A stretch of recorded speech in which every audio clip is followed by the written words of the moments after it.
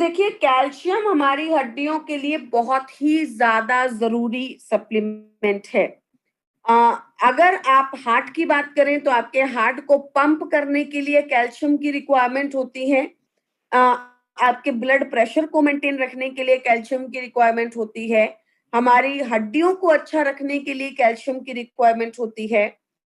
यहाँ पर आप पिक्चर देखेंगे तो पिक्चर में आपको नॉर्मल बोन दिखाई देगी। एक पिक्चर है, ऊपर नॉर्मल बोन लिखा हुआ है और नीचे लिखा हुआ है ऑस्टियोपोरोसिस। आप ध्यान से देखिए, नॉर्मल बोन और ऑस्टियोपोरोसिस की बोन में कितना डिफरेंस है, मतलब कितनी खोखली हो गई है आपकी हड्डियां, राइट।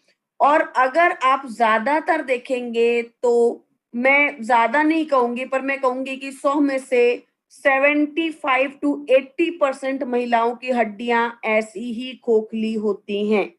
क्यों? क्योंकि हम रेगुलर कैल्शियम नहीं लेते, हमारी डाइट में कैल्शियम बहुत ज्यादा ऐड नहीं होता, जिसकी वजह से हमारी हड्डियां धीरे धीरे खोखली होती चली जाती हैं। हड्डियों को मजबूत करने के लिए क्या चाहिए? Vitamin D. Vitamin D basically एक ऐसा सप्लीमेंट है, एक ऐसा पोषण है जो आपको हर चीज के लिए चाहिए। विटामिन डी आपके कोलेस्ट्रॉल को अच्छा करने के लिए आपको चाहिए। अगर आपका वेट लॉस नहीं हो रहा, अगर आपके वेट लॉस में सीवियर प्रॉब्लम आ रही है, there could be some reason कि आपकी बॉडी में विटामिन डी की डेफिशिएंसी है। Please go and check. अगर आपका विटामिन डी खराब है तो आपका वेट लॉस भी नहीं हो सकता, राइट। अगर आपका विटामिन डी खराब है तो आपका कोलेस्ट्रॉल भी हाई हो सकता है, आपकी बॉडी कोलेस्ट्रॉल हाई दिखाएगी। ये बात हमने पहले भी अपनी ट्रेनिंग में डिस्कस की है, बताई है मैंने आपको कि विटामिन डी जो होता है उसकी वजह से भी हमारा शरीर कोलेस्ट्रॉल ज्यादा बनाता है, जिसकी वजह से आपको कई बार आपकी बॉडी में कोलेस्ट्रॉल हाई दिखाई देता है। कैल्शियम एब्जॉर्प्शन, अगर आपकी बॉडी में विटामिन डी नहीं है तो कैल्शियम आपके शरीर में एब्जॉर्ब नहीं हो सकता। जो लोग आपके पास आते हैं और बोलते हैं कि मुझे चलते वक्त हड्डियों में से कट कट की आवाज आती है, और बहुत लोगों की हड्डियों में आती है, राइट। जब वो चलेंगे तो हड्डियों में कट की आवाज आएगी, वो क्यों है? Vitamin D deficiency, right. उनके शरीर में आप चेक करवा लीजिए, विटामिन डी की डेफिशिएंसी मिलेगी। जो थायराइड के पेशेंट्स हैं, विटामिन डी की डेफिशिएंसी आम प्रॉब्लम है। जो पीसीओडी के पेशेंट है, विटामिन डी की डेफिशिएंसी आम प्रॉब्लम है।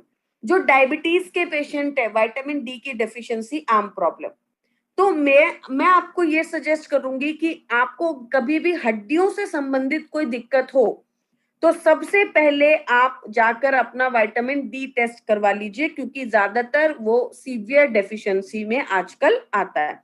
हर 100 में से 9 लोगों को, 8 लोगों को विटामिन डी की डेफिशिएंसी, सॉरी, हर 10 में से 9 लोगों को या 8 लोगों को विटामिन डी की डेफिशिएंसी होती है। आजकल इतना ज्यादा विटामिन डी डेफिशिएंसी देखी जाती है। तो अब डोसेज क्या है कैल्शियम की? हमारे डेली डाइट में हमें कितना कैल्शियम लेना चाहिए? तो हमारा जो एक कैप्सूल है, 1 कैप्सूल हमें जो है 250 mg ऑफ कैल्शियम देता है।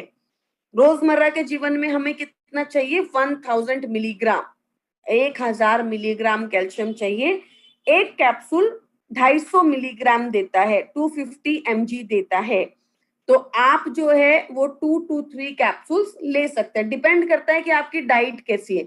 मेरी डाइट में पनीर बहुत ज्यादा है, टोफू बहुत ज्यादा है, दूध मिल्क का कंजम्पशन बहुत ज्यादा है, तो अगर मैं एक कैप्सूल पर डे भी लूं तो चलेगा। लेकिन अगर किसी की डाइट में मिल्क नहीं है, टोफू नहीं है, पनीर नहीं है, स्प्राउट्स नहीं है, तो आप 2 to 3 कैप्सूल्स पर डे ले सकते हैं। आफ्टर मील्स मतलब खाना खाने के 40 मिनट के बाद। एक चीज का आपको ध्यान रखना है कि कैल्शियम और आयरन कभी भी एक साथ नहीं लेना।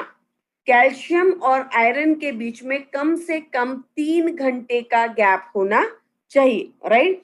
मतलब अगर मैंने अभी अभी कैल्शियम खाया है तो मुझे 3 घंटे के बाद कोई आयरन खाना है, आयरन का सप्लीमेंट खाना है। अगर मैंने अभी अभी आयरन खाया है तो 3 घंटे के बाद मुझे कैल्शियम का सप्लीमेंट खाना है, राइट। इसी के साथ अगर मैं